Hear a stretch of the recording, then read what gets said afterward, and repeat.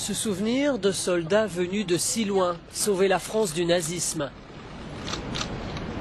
Emmanuel Macron a remercié l'Australie pour l'engagement de ses militaires dans les conflits mondiaux, notamment la Première Guerre mondiale. À Sydney, le président français rend hommage aux Diggers, les poilus australiens.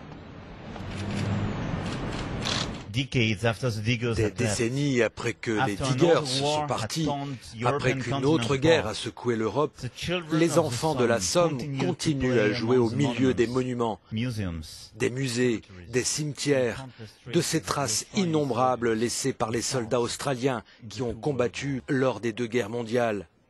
J'étais l'un de ces enfants. Je sais ce que mon pays vous doit.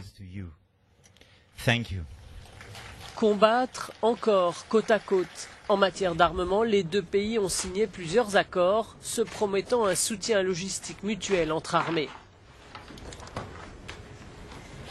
Les dépenses militaires mondiales ont augmenté en 2017, selon le CIPRI, l'Institut international de recherche pour la paix de Stockholm.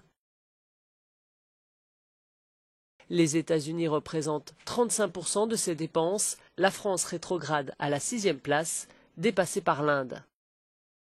La France a vendu en 2016 12 sous-marins nouvelle génération à l'Australie.